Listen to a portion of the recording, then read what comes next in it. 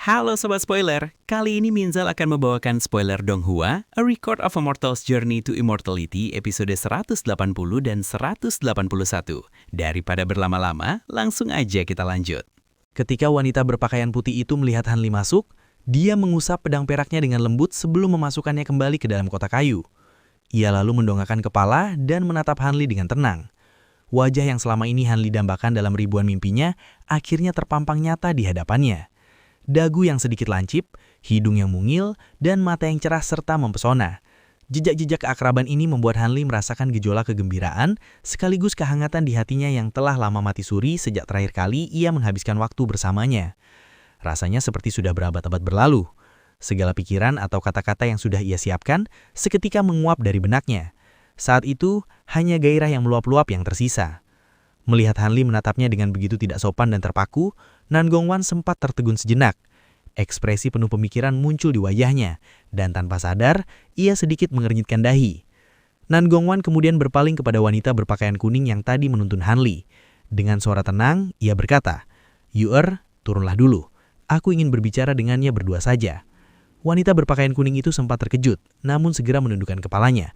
Baik leluhur bela diri, ia kemudian meninggalkan aula dengan tenang hingga sosoknya menghilang dari pandangan. Hanli menunggu dengan sabar sampai wanita itu benar-benar pergi. Lalu ia memindai sekitar dengan indera spiritualnya. Setelah memastikan tidak ada orang lain, ia menatap Nan Gongwan dan membentuk segel tangan. Terdengar serangkaian bunyi gemertak dari tulangnya, tubuhnya tiba-tiba tumbuh beberapa inci, dan sebuah kilatan cahaya biru mengungkap wajah aslinya. "Jadi itu benar-benar kau, Hanli?" Ekspresi rumit muncul di wajah Nan Gongwan. Tidak ada jejak keterkejutan di sana, hanya sebuah desahan pelan yang penuh makna. Hanli yang mendadak bingung harus memanggilnya apa, mulai gagap sebelum akhirnya berkata dengan kikuk, Kau sudah tahu aku akan datang." Begitu kata-kata itu keluar, Hanli merasa menyesal dan kesal pada dirinya sendiri karena terdengar begitu bodoh. "Kau? Panggil saja Wan-er." Reaksi kikuk Hanli justru membuat kerutan di dahi Nan Gongwan menghilang. Ia tersenyum tipis, memamerkan binar matanya yang mampu memikat siapapun. "Wan-er." Hanli merasa sangat gembira. Kegelisahan yang selama ini mengganjal di hatinya seketika sirna. Wanita ini benar-benar masih menyimpan perasaan padanya. Jika tidak, ia tak mungkin menunjukkan ekspresi selembut itu. Untuk sesaat, Hanli kembali menatapnya dengan penuh keaguman. Pipi Nan Gongwan merona merah. Ia membuang muka dan berkata dengan nada datar, "Apa bagusnya melihatku? Apa aku jauh lebih cantik daripada selir barumu itu?" Mendengar nada bicara yang tidak senang itu, Hanli tersentak kaget. "Selir? Jadi kau sudah tahu soal itu juga?" Nan Gongwan menunduk menatap lantai, mendengus pelan dan berkata dengan nada jengkel, "Kau adalah tetua baru dari sekte awan melayang, dan baru saja mencapai tahap Nation Soul di usia sekitar 200 tahun. Bagaimana mungkin aku tidak tahu? Beritanya sudah tersebar luas." Tak lama kemudian, Hanli teringat sesuatu. "Apakah kultivator bermarga Tang itu yang memberitahumu?" Nan Gongwan menyelipkan sejumput rambutnya ke belakang telinga dan tersenyum misterius. "Jadi kau tidak sebodoh itu." "Benar, itu adalah keponakan bela diri Tang. Dia menggunakan metode khusus untuk mengirimkan jimat transmisi suara kepadaku. Saat menerimanya, aku hampir tidak percaya. Setelah menghilang bertahun-tahun, kau kembali sebagai kultivator Nation Soul. Dulu aku tidak terlalu memperhatikan kabar burung, tapi setelah itu aku segera mencari informasi terbaru tentang sekte awan melayang. Meskipun sedikit lambat, aku tahu gambaran umum situasimu. Dengan kemunculanmu yang tiba-tiba, kau langsung menjadi tetua di sana. Kau meninggalkan pameran perdagangan di tengah jalan dan pergi begitu saja. Aku tidak tahu banyak soal itu, tapi selirmu itu masih berada di kota Soaring Sky sampai hari ini." Hanli menyentuh dagunya, merasa malu saat mencoba menjelaskan. "Saat itu, aku menyuruh dia mengikuti seorang tetua kembali ke sekte. Sepertinya ada sesuatu yang menahannya. Namun soal selir ini," Nan Gongwan memotong ucapannya.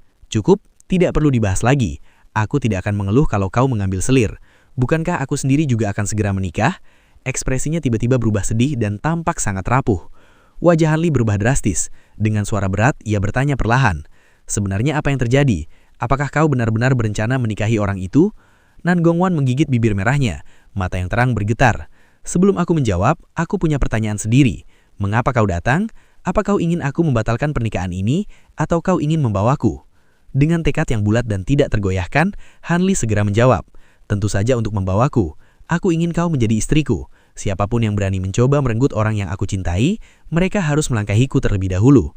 "Itu mimpi yang cukup indah, tapi kapan aku pernah setuju menjadi istrimu?" Nan Gongwan mersipu dan menegurnya dengan gaya yang menggemaskan. Hanli hanya tersenyum diam. Karena ia masih awam dalam urusan asmara seperti ini, ia merasa lebih baik tidak mendebat itu lebih jauh. Segera rasa malu Nanggongwan menghilang.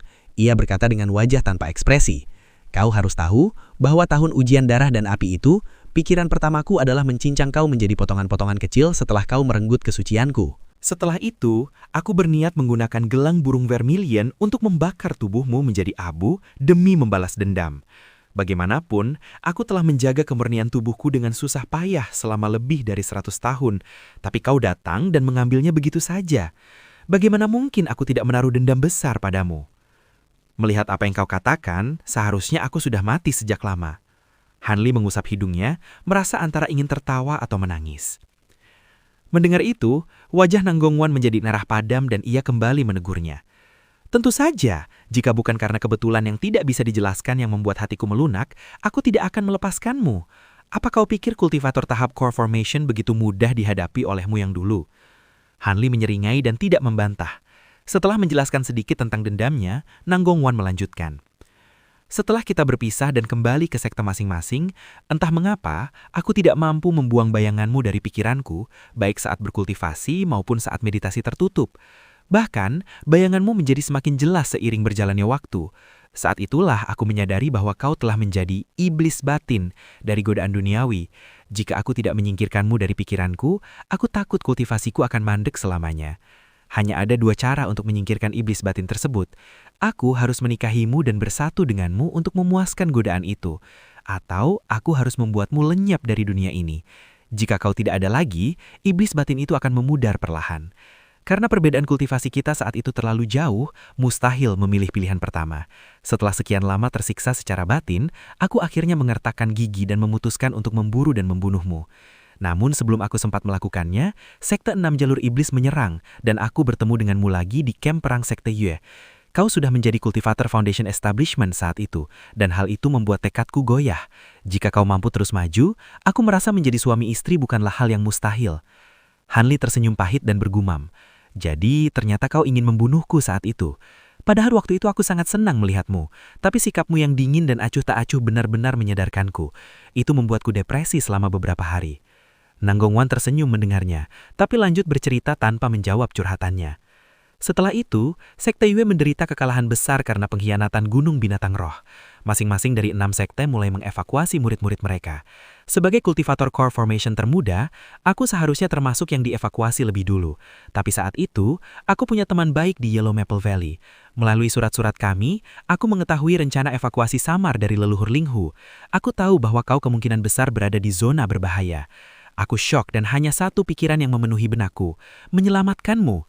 Tapi ketika aku berangkat, aku sudah terlambat. Pertempuran sudah berakhir. Mayoritas murid sudah tewas dan hanya sedikit yang berhasil lolos. Karena tidak tahu kau selamat atau tidak, aku hanya bisa kembali ke sekteku dengan putus asa dan membantu murid-murid barisan belakang bertempur melawan jalur iblis. Akibatnya, aku terluka parah saat melawan kultivator core formation lawan dan dikejar oleh beberapa junior. Aku rasa kau tahu apa yang terjadi setelahnya. Tidak ada orang bernama Nanggongbing di dunia ini. Aku hanya mengubah penampilanku. Bukannya aku tidak ingin mengungkap identitas asliku, tapi aku tidak mungkin memberitahumu bahwa seorang kultivator core formation sepertiku datang menyelamatkanmu dengan niat khusus untuk menikahimu. Terlebih lagi, karena teknikku menyerap sebagian besar kultivasimu saat itu, rasanya sangat memalukan untuk menunjukkan wajah asliku padamu. Namun, aku sebenarnya tidak ingin kau mengikutiku kembali ke sekte bulan bertopeng. Aku hanya ingin kau mengikutiku agar aku bisa mengungkap identitas asliku dan membantumu membentuk Golden Core. Kita akan menikah setelahnya. Tapi siapa sangka, kau begitu serakah, atau mungkin karena harga diri laki-lakimu yang keras kepala, kau malah memilih mengambil batu roh itu dan pergi. Kau benar-benar membuatku tidak berdaya. Setelah mengatakan itu, seringai tipis muncul di wajahnya, dan ia menatap tajam ke arah Hanli. Namun Hanli justru bisa merasakan kilatan kebahagiaan dari mata wanita itu. Tentu saja, Hanli tidak akan pernah tahu bahwa jika dulu ia setuju mengikuti Nanggongwan kembali ke sekte bulan bertopeng, Nanggongwan pasti akan mengajukan prospek pernikahan. Namun kemungkinan besar akhirnya adalah Hanli akan dipasangkan dengan wanita lain sebagai pendamping Tao demi menyelesaikan iblis batin Nanggongwan dengan cara yang mengecewakan. Orang yang akan menikahinya kemungkinan besar adalah seseorang yang telah dipilihkannya secara pribadi oleh Nanggongwan. Tidak banyak yang bisa diceritakan setelah kita berpisah. Aku kembali ke sekte bulan bertopeng. Begitu sekte kami berhasil menancapkan kaki di negara Beiliang, Aku sempat menyelinap kembali ke negara Yue untuk mencarimu. Namun, informasi yang kudapat sangat buruk. Aku hanya tahu kau sedang diburu oleh sekte hantu. Detail kejadiannya tidak jelas.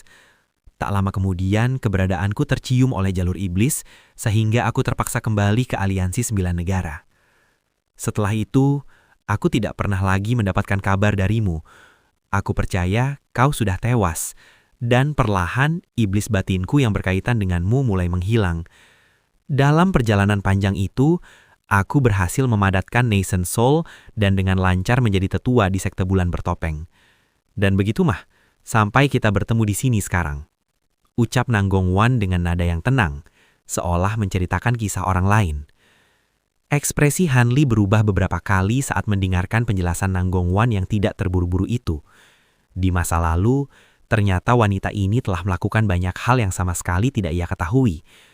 Hal ini membuat Han Li menatapnya dengan rasa hangat dan kasih sayang yang jauh lebih besar dari sebelumnya. Beberapa saat kemudian, Han Li tidak tahan untuk bertanya, "Lalu, ada apa dengan Wei Li Chen itu?" Nanggong Wan tersenyum dingin. "Wei Li Chen. Aku tidak sengaja bertemu dengannya saat dia sedang bepergian beberapa tahun lalu. Aku sama sekali tidak menyukainya. Dia tampak elegan dan mulia di luar, tapi sebenarnya dia adalah seorang munafik pencuri dan hidung belang. Aku mendengar kabar bahwa dia diam-diam melakukan teknik penarik yin pada 8 murid perempuannya. Dia kemungkinan besar memiliki niat jahat di balik keinginannya menikahiku. Itulah sebabnya aku menolak lamaran pertamanya." "Kau menolaknya? Lalu, apa yang berubah?" tanya Han Li penasaran. Nanggong Wan tidak langsung menjawab. Ia malah balik bertanya, "Apakah kau tahu tentang 3 kultivator Nascent Soul hebat di wilayah selatan surgawi?" Ekspresi Han Li berubah serius. Ia merasa ada sesuatu yang tidak beres.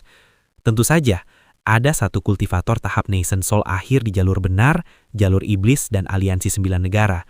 Mereka masing-masing hanya selangkah lagi menuju tahap transformasi dewa. Inilah yang menjaga keseimbangan kekuatan 3 pihak tersebut. Adapun aliansi jalur surgawi kita memiliki sepasang pendamping tahu tahap Nascent Soul menengah yang ahli dalam teknik kerjasama. Bersama-sama, mereka mampu menahan kultivator tahap akhir dengan susah payah. Mengapa? Apakah Wei Li Chen ada hubungannya dengan salah satu dari mereka? Benar, paman guru dari Wei Li Chen adalah Wei Wuya, salah satu dari 3 kultivator hebat tersebut. Sebagai tetua tertinggi di Aliansi 9 Negara, Wei Wuya ini menguasai seni kultivasi beracun yang sangat langka.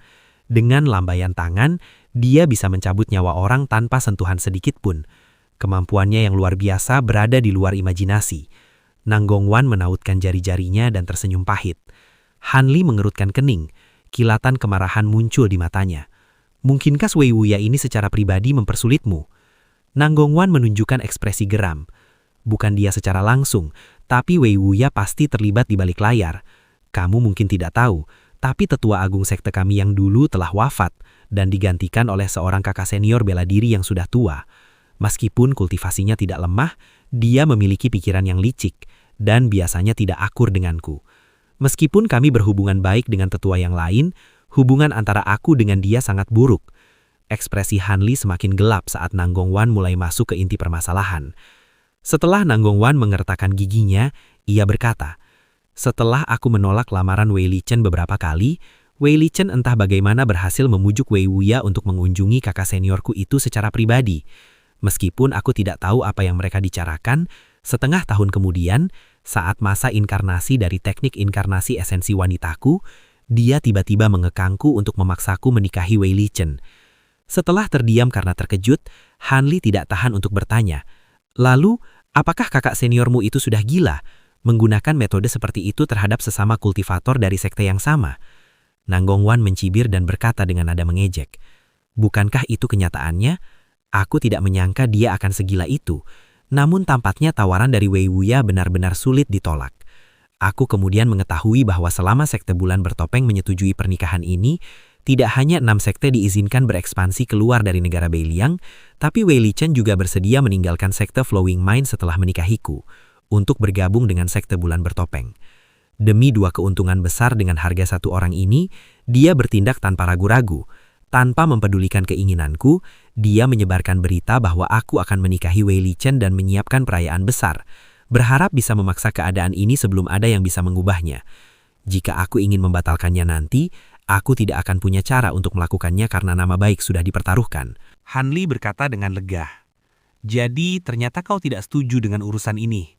Kata-kata orang yang bilang kau sengaja ingin menikah tadi benar-benar mengejutkanku. Nanggongwan menatap Hanli dan berkata dengan nada jengkel. Aku masih punya sesuatu yang ingin kutanyakan padamu. Bahkan setelah mencapai tahap Nasensul selama bertahun-tahun, mengapa kau tidak mencariku lebih cepat? Jika kau datang setahun lebih awal, masalah merepotkan ini bisa dihindari. Bukannya aku tidak ingin menemuimu, tapi Hanli mencoba memberi penjelasan. Namun setelah dipikir-pikir, ia juga merasa hal ini memang aneh. Meskipun Hanli merasa Nanggongwan adalah seseorang yang sangat ia hargai, entah mengapa sebelumnya ia tidak pernah berani menyentuh perasaan itu. Jika bukan karena berita pernikahan mendadak Nanggongwan, ia takut dirinya mungkin masih akan ragu-ragu daripada menghadapi perasaan ini secara langsung. Saat ekspresi Hanli tetap tenang, Nanggongwan berdiri dengan anggun dan melangkah mendekatinya. Ia menatap langsung ke mata Hanli dan berkata, "Sebenarnya, situasiku hampir sama denganmu. Meskipun pengalaman dan kemampuan kita jauh melampaui manusia biasa, kita tetap merasa takut dan asing terhadap pengalaman pertama kita dalam emosi. Bahkan jika kita memiliki kesan mendalam satu sama lain, kita bukanlah pasangan manusia biasa. Kita tidak bisa melepaskan semua gairah kita dalam sekejap dan membiarkan emosi kita berkobar seperti bintang. Demi sikap optimal dalam berkultivasi, para kultivator tidak punya pilihan selain melemahkan emosi dan mengubur sebagian besarnya. Yang tersisa hanyalah hubungan yang biasa dan datar, namun bertahan lama. Tapi ketika aku mendengar kau masih hidup, aku merasa sangat bahagia dan menghabiskan 2 hari untuk pertimbangan matang sebelum akhirnya memutuskan untuk menerimamu sesuai dengan perasaanku." Setelah mengatakannya dengan nada lembut, Nanggongwan mengulurkan tangannya yang lamping dan menggenggam telapak tangan Hanli. Setelah hening sejenak, Hanli meletakkan tangannya yang lain di atas tangan wanita itu. Sensasi lembut dari tangannya memberikan rasa nyaman yang luar biasa. Pipi Nanggongwan memerah merona, dan ia segera menarik tangannya, menatap Hanli dengan malu-malu. Hanli tidak berkeberatan dan hanya tersenyum. "Wan Er, meskipun kau terjebak di sini, melihat betapa tenangnya dirimu, kau pasti punya rencana untuk melarikan diri. Kalau tidak, mana mungkin kau tampak begitu tenang tanpa beban." Mendengar itu, Nanggongwan tersenyum dan niat licik terpancar dari matanya. "Kau memang pemikir yang cepat. Ya, meskipun aku dalam tahanan rumah, hanya sedikit orang di eselon atas yang tahu tentang hal ini. Murid biasa sama sekali tidak tahu. Jika tidak, aku tidak akan bisa menerima jimat transmisi suara dari keponakan bela diri Tang. Namun banyak segel pembatas telah dipasang di tubuhku karena mereka takut aku melarikan diri. Pembatas lainnya tidak masalah bagiku, karena dipasang tanpa mengetahui kemampuan luar biasa apa yang bisa kulakukan setelah aku masuk tahap Nasensul. Pembatas umum itu bisa kuhapus kapan saja untuk memulihkan kultivasi asliku. Tapi ada satu pembatas yang tidak mudah dihancurkan, yaitu teknik pengekang hati yang dipasang secara pribadi oleh kakak seniorku itu. Teknik ini adalah sesuatu yang ia siapkan dari sebuah catatan kuno. Jika aku tidak mau setuju, dia bisa menggunakan teknik ini untuk mengendalikan tubuhku sementara. Dia bahkan menggunakan esensi darahnya sendiri untuk memasang segel tersebut, menciptakan sebuah jimat pembatas yang berfungsi sebagai kunci kendali. Melalui medali pembatas ini, aku tidak akan bisa lepas dari kendalinya dalam radius 50 km darinya, kecuali medali itu dihancurkan. Untungnya, perbedaan kultivasi kami tidak terlalu jauh, jadi dia hanya bisa mengendalikanku untuk melakukan beberapa gerakan sederhana. Dia tidak akan bisa mengendalikan kekuatan sihir di dalam tubuhku. Hanli bertanya penasaran, "Lalu rencanamu adalah?" Nanggongwan terkekeh pelan. Dia berkata dengan nada tanpa beban, "Awalnya aku berpikir untuk memulihkan kekuatan sihirku saat penjagaan paling longgar, yaitu beberapa hari sebelum upacara pernikahan dimulai. Setelah itu, aku akan langsung kabur jauh. Selama aku berada di luar jangkauan jimat pembatas itu, dia tidak bisa mengendalikanku. Tapi karena kau sudah di sini sekarang, aku akan menyerahkan masalah ini padamu. Bagaimanapun, kau adalah pria yang ingin menikahiku. Dari apa yang kudengar, kau bisa dengan mudah mengalahkan kultivator tingkat yang sama. Kau pasti sangat hebat." Hanli mengernyitkan dahi dan bergumam, Teknik pengekang hati. Pembatas itu memang merepotkan. Apakah ada metode lain untuk menghilangkannya selain menghancurkan medali itu? Mata cerah Nanggongwan berkilap, dan dia berkata dengan santai, "Kalaupun tidak ada, biarkan saja. Apalagi kita akan pergi jauh dari sekte bulan bertopeng nantinya." Mata Hanli menyipit dan kilatan dingin muncul dari matanya. Dia berkata dengan penuh wibawa, "Tidak apa-apa. Bukankah itu hanya sebuah jimat pembatas? Pasti itu ada di tangan kakak seniormu. Aku bisa pergi mengambilnya sendiri. Sekalian aku bisa melepaskan sedikit kemarahan atas namamu nantinya." Nanggongwan mengedelkan kepalanya dan tersenyum simpul, menunjukkan sedikit sifat nakal. "Aku hanya mengatakannya untuk menguji niatmu. Aku benar-benar tidak berniat menyuruhmu pergi mengambil jimat pembatas itu. Kakak seniorku adalah kultivator Nasen Soul tahap menengah dan memiliki kemampuan jauh di atas kita yang masih tahap awal. Mari kita menyelinap secara diam-diam. Paling buruk, aku hanya butuh 10 tahun lagi untuk mengikis formasi itu sendiri." Hanli terdiam. Waktunya baginya untuk bersatu dengan wanita luar biasa ini sebentar lagi tiba. Hanli tersenyum dan berkata dengan penuh percaya diri, "Tidak masalah, mari kita lihat dulu bagaimana hasilnya. Jika rencana ini tidak berjalan mulus, kita selalu bisa melarikan diri. Dengan kehadiranku di sini, aku akan mampu membawamu keluar dari sini, terlepas dari keterbatasan fisikmu saat ini." Setelah mengamati keteguhan hati Hanli selama beberapa saat, Nanggongwan sepertinya mengerti bahwa tidak ada gunanya mencoba mengubah pikiran pria itu. Ia menggigit bibirnya pelan dan berkata, "Baiklah, baiklah. Meskipun aku belum tahu seberapa luas kemampuanmu yang sekarang, kau seharusnya cukup terampil mengingat kepercayaan dirimu yang tinggi. Tapi kau tidak perlu berinisiatif mencarinya. Kediaman kakak seniorku dipenuhi dengan berbagai batasan dan jebakan. Jadi lebih baik aku yang memancingnya ke sini saja. Setelah dia masuk, kita bisa memanfaatkan batasan-batasan di sini untuk menangkapnya saat dia lengah." Setelah berpikir sejenak, Hanli tersenyum dan berkata, "Metode itu memang lebih dapat diandalkan. Namun, apakah kamu masih bisa menggunakan batasan di tempat tinggal guamu ini? Saat aku tiba tadi, tampaknya batasan pelindungnya telah dihancurkan." Nanggongwan dengan cepat menjawab, "Jangan khawatir. Meskipun beberapa batasan di permukaan telah dihancurkan oleh kakak senior, masih ada satu batasan tersembunyi yang sangat tangguh yang belum dia temukan. Batasan itu masih bisa digunakan sepenuhnya." Hanli menusap dagunya dan berkata, "Bagus. Karena kita bisa menggunakan itu, aku juga akan mengeluarkan beberapa set alat formasi mantra milikku sendiri. Meskipun mungkin tidak cukup kuat untuk membunuh seorang Nasen Soul, setelah ditempatkan, alat-alat ini akan mampu memberikan hambatan yang cukup berarti." Mendengar dukungan Hanli, Nanggongwan menjadi lebih percaya diri.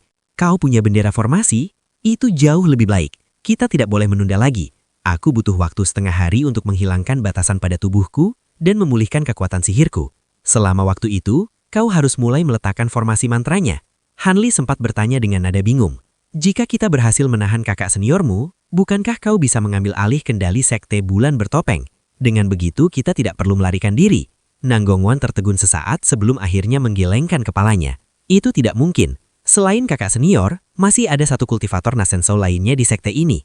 Meskipun hubunganku dengannya baik, dia tentu tidak akan membiarkanku mengambil gelar tetua agung secara tidak sah. Lagi pula, aku tidak menginginkan perebutan kekuasaan. Aku hanya ingin tempat yang damai di mana aku dapat berkultivasi dengan tenang." Hanli mengangguk paham dan tersenyum dingin. "Jika memang begitu, biarkan saja. Jika rencana ini berhasil, kau bisa ikut denganku kembali ke sekte awan melayang. Sekalipun aliansi 9 negara sangat kuat, dan Wei Wuya sangat menyayangi Wei Li Chen, dia tidak akan berani dengan gegabah menyinggung aliansi Dao Surgawi, terutama saat ada 2 kultivator Nasen Soul yang bersatu di tengah ancaman invasi para pendekar sihir." Tak lama kemudian, Hanli menepuk kantung penyimpanan di pinggangnya. Dengan gerakan tangan yang cepat, ia mengeluarkan setumpuk bendera formasi dan lempengan formasi kuno. Melihat hal ini, Nanggongwan tersenyum tipis dan duduk kembali. Dengan mata terpejam, ia membentuk segel mantra yang aneh dengan tangannya. Sesaat kemudian, pakaian putih bersihnya mulai memancarkan api merah menyala. Api itu membumbung setinggi 1 meter dan menyelimuti tubuh Nanggongwan. Hanli segera bergerak. Tubuhnya tampak kabur saat ia bergerak cepat mengelilingi aula, menempatkan bendera dan lempengan formasi di berbagai sudut tersembunyi. Cahaya berbagai warna sempat bersinar redup, sebelum akhirnya tenggelam jauh ke dalam lantai aula dan menghilang dari pandangan. Menyusun formasi ini tidak memakan waktu lama, tetapi agar kekuatannya maksimal, Hanli memfokuskan jangkauan mantra hanya di area aula ini saja. Selain itu, ia memasangnya sedemikian rupa sehingga tetap tersembunyi kecuali dicari dengan sangat teliti. Bendera dan lempengan formasi ini sebenarnya adalah barang-barang yang Hanli murnikan saat ia masih di tahap core formation. Kekuatannya mungkin kurang untuk menghadapi kultivator Nascent Soul, jadi Hanli tidak menaruh harapan besar pada alat-alat ini. Setelah selesai, ia bergumam pelan dan tiba-tiba mengibaskan lengan bajunya. Seberkas cahaya putih melesat keluar, berputar di sekelilingnya sebelum mendarat di depannya, menampakkan sosok rubah putih kecil yang lucu. Silver Moon atau Ye Ling menjawab, "Tuan, apakah Anda tidak takut membuat Nyonya Nanggongwan cemburu dengan memanggilku keluar?"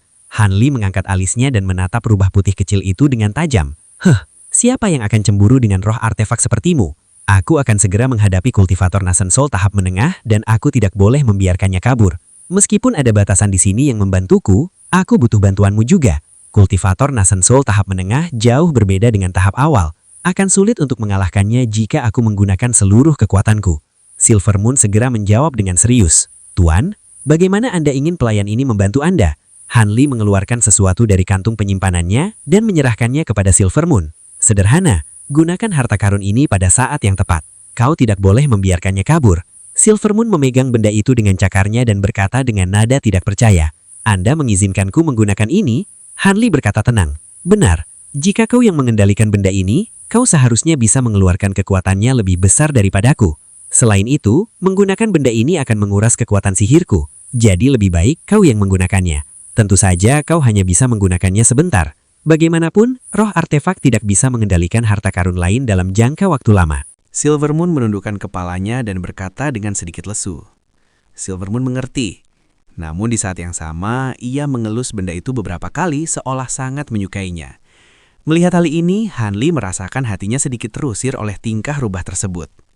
Setelah memegang benda itu, tubuh Silver Moon berkilau dengan cahaya perak dan ia menghilang ke dalam tanah. Selanjutnya, Hanli berjalan berkeliling aula beberapa kali. Tiba-tiba ia mendongak menatap langit-langit karena mendapat inspirasi mendadak. Setelah bergumam sejenak, ia melemparkan kantung binatang ruhnya ke udara dan memanggil kawanan besar kumbang pemakan emas atau Gold Devouring Beetles yang telah ternoda aura hitam. Mereka berputar di atasnya membentuk awan serangga selebar 3 meter. Hanli menarik nafas dalam-dalam dan meniupkan kabut biru ke arah kawanan itu. Dengan tangan membentuk segel mantra, ia merapalkan mantra dengan suara rendah. Awan serangga itu mendengung sesaat sebelum berubah menjadi bintik-bintik seperti cahaya bintang. Bintik cahaya itu melayang ke langit-langit dan menghilang dengan kilatan cahaya biru, benar-benar menyembunyikan aura mereka. Hanli menyempitkan matanya dan menatap langit-langit sejenak. Setelah tidak merasakan aura yang mencurigakan, ia mengangguk puas. Setelah semua persiapan selesai, Hanli mengalihkan pandangannya ke Nanggongwan. Saat itu, api di tubuh wanita itu bergerak-gerak dan bergeser hingga membentuk cakra merah bulat yang berdenyut dengan cahaya aneh. Perubahan api tersebut memengaruhi ki spiritual di dalam aula, membuatnya menjadi tidak stabil. Hanli mengernyit melihat hal itu. Setelah berpikir sejenak, ia memukul pilar batu terdekat dengan segel mantra, menyebabkan lapisan pelindung biru tiba-tiba muncul dengan Nanggongwan sebagai pusatnya. Segera, ki spiritual di aula kembali normal. Melihat ini, Hanli tersenyum dan merentangkan tangannya memanggil sebuah kursi jerami ke dalam genggamannya. Ia kemudian duduk dengan santai di seberang Nanggongwan dan menatapnya dalam diam. Dengan kesempatan bagus untuk menatap wajahnya yang menawan, ia tentu ingin memandangi wanita yang telah ia dambakan selama bertahun-tahun. Tak lama kemudian, Hanli seolah terpesona dan ekspresinya menjadi rileks. Namun tiba-tiba sosok Hanli menghilang tanpa peringatan. Seorang wanita yang diam-diam mengintai dari luar aula merasa terkejut dengan hilangnya Hanli. Sambil mengumpal dalam hati, ia segera mencoba melarikan diri. Namun ia terlalu lambat karena suara tenang Hanli sudah terdengar dari belakangnya. "Mengapa kau memata-matai kami? Atau kau tidak takut leluhur bela dirimu akan menghukummu?" Tanpa berani menoleh, wanita itu terbata-bata. Aku tidak memata-matai. Hanya saja leluhur bela diri belum keluar setelah sekian lama, jadi aku merasa khawatir." Ini adalah wanita berjubah kuning yang tadi menuntun Hanli masuk. Saat itu ia sudah merasakan tekanan besar muncul di belakangnya, memaksanya memberikan penjelasan dengan penuh ketakutan. Dengan tangan di belakang punggungnya, Hanli menatap wanita muda itu tanpa emosi dan berkata, "Oh, benarkah? Jika kau hanya ingin melihat, mengapa kau menyembunyikan dirimu dengan begitu rapat? Kau bahkan menggunakan jimat tingkat tinggi yang langka seperti jimat penyembunyi ruh. Bagaimana mungkin seorang kultivator tahap Foundation Establishment sepertimu bisa mendapatkan barang seperti itu?" Melihat kepanikan gadis muda itu, Hanli berkata dingin, "Tidak perlu penjelasan lebih lanjut. Kau akan patuh mengikutiku kembali. Setelah leluhur bela dirimu selesai, dia akan memutuskan bagaimana menangani dirimu." Sebelum wanita berjubah kuning itu mendengar hal ini, dia menjadi sangat ketakutan dan langsung meremas jimat di tangan satunya. Tubuhnya berpendar dengan cahaya kuning dan ia melesat menyusuri koridor dalam upaya nekat untuk melarikan diri. Hanli menatapnya dengan dingin tetapi tidak bergerak untuk mengejarnya. Setelah wanita itu berlari sekitar 30 meter, dinding di dekatnya tiba-tiba menyemburkan kabut merah muda yang langsung menyelimutinya. Cahaya yang mengelilingi tubuh wanita muda itu memudar dan tubuhnya bergoyang beberapa kali sebelum akhirnya jatuh pingsan ke tanah. Dalam sekejap cahaya kuning, Silvermoon muncul dari dinding dan dengan anggun mengibaikan ekornya beberapa kali sebelum berjalan menghampiri wanita muda itu sambil tersenyum penuh kemenangan. Aula Matahari Terbenam atau Setting Sun Hall adalah kediaman resmi bagi tetua agung sekte bulan bertopeng selama turun-temurun. Tidak hanya memiliki sumur roh di dalamnya, aula ini juga dilapisi dengan berbagai lapis batasan pembatas yang sangat kuat. Selain beberapa tetua tertentu, tidak ada yang bisa mendekati aula ini dengan mudah tanpa izin dari tetua agung. Pada saat itu, seberkas cahaya merah melesat melintasi cakrawala. Cahaya itu berputar beberapa kali di sekitar aula Matahari Terbenam dan berhasil masuk tanpa hambatan sedikit pun. Cahaya merah tersebut menembus beberapa lapis batasan seolah-olah benda itu tidak ada, lalu berbelok beberapa kali sebelum memasuki sebuah ruangan samping. Di dalam ruangan itu, tampak seorang wanita dengan kecantikan yang anggun sedang bermeditasi di atas sajadah doa. Kulitnya tampak putih pucat seputih es dan usianya terlihat seperti awal 20-an. Tubuhnya secara samar memancarkan qi yang sangat dingin. Sesaat setelah cahaya merah itu muncul di hadapannya, wanita itu perlahan membuka mata dan mengernyitkan dahi. Ia memberi isyarat dan cahaya merah itu jatuh ke tangannya, berubah menjadi bola cahaya merah seukuran kepalan. Wanita berhawa es itu menatap nyala api di tangannya sesaat, lalu membalikan tangan dengan ekspresi datar, memadamkannya. Apa yang gadis itu rencanakan? Tiba-tiba berinisiatif ingin menemuiku. Tapi karena nada bicaranya sangat lembut, sebaiknya aku pergi melihatnya. Dengan gerakan cepat dan tegas, wanita itu terbang dalam seberkas cahaya putih dan seketika melesat keluar dari aula Matahari Terbenam. Tak lama kemudian, wanita itu tiba di depan kediaman gua Nanggongwan. Ia mendarat di tanah dan memeriksa sekelilingnya. Semuanya tampak biasa saja, dan batasan di luar kediaman gua masih terlihat rusak sehingga tidak bisa digunakan. Setelah merasa tidak ada yang aneh, ia melangkah masuk dengan penuh percaya diri dan menghantam pintu batu dengan segel mantra putih, yang kemudian terbuka dengan sendirinya. Wanita pucat itu pun melangkah masuk dengan tenang tanpa sepatah kata. Hamba memberi hormat kepada leluhur bela diri. Seorang wanita muda berjubah kuning yang berdiri di balik pintu batu segera memberi hormat begitu wanita berhawa es itu muncul. Wanita berhawa es itu meliriknya sekilas dan berkata dengan nada acuh tak acuh, "Sepertinya kultivasimu telah meningkat sejak terakhir kali aku melihatmu. Kau pasti sudah meminum pil obat yang kuberikan waktu itu." Ia kemudian mulai berjalan lebih dalam ke dalam gua. Wanita berjubah kuning itu menundukkan kepala dan menjawab dengan cepat, "Banyak terima kasih atas obatnya, leluhur bela diri. Murid ini tidak akan bisa maju secepat ini tanpanya." "Baguslah kalau kau tahu diri. Katakan padaku, apakah junior sekte Nanggong melakukan tindakan aneh di dalam guanya belakangan ini?" Wanita muda itu menjawab dengan patuh, "Tidak ada yang aneh. Selain bertemu dengan seorang murid hari ini, dia tidak melakukan apa-apa." "Benar, dia tidak melakukan apa-apa hari ini, selain bertemu dengan seorang murid." Wanita muda itu menegaskan dengan teliti. "Paman gurumu Lan sudah memberitahuku soal ini melalui jimat transmisi suara. Hadiah apa yang dibawa murid itu, dan apakah dia sudah pergi?" "Murid itu hanyalah seorang pengurus tingkat rendah di sekte. Dia sudah pergi beberapa jam yang lalu. Namun setelah leluhur Nanggong menerima hadiah itu, dia justru terlihat agak tidak senang." "Oh, hadiah macam apa yang bisa membuatnya tidak senang?" Ekspresi wanita berhawa es itu berubah setelah mendengar ini. "Oh, hadiah macam apa yang bisa membuatnya tidak senang?" Wanita muda itu semakin menundukkan kepalanya dan mengucapkan setiap kata dengan penuh kehati-hatian. "Hanya sebuah alat sihir berupa pedang perek sederhana." Leluhur Nanggong tampak tidak tenang saat melihatnya. Setelah merenung sejenak, wajah wanita berhawa es itu menunjukkan jejak keheranan dan berkata, "Kemungkinan besar itu datang dari seorang kultivator pengelana yang berteman dengan junior Nanggong saat dia sedang berkelana dulu. Ini bukan hal yang terlalu aneh." Kata-kata leluhur memang benar. Saat leluhur Nanggong menerima pedang perak itu, dia terdiam cukup lama dalam lamunan. Setelah itu, dia memutuskan untuk mengirim jimat transmisi suara kepada leluhur. Wanita itu bergumam dalam hati. Sungguh mengejutkan benda itu bisa mengubah pikirannya. Ia kemudian memerintahkan dengan santai.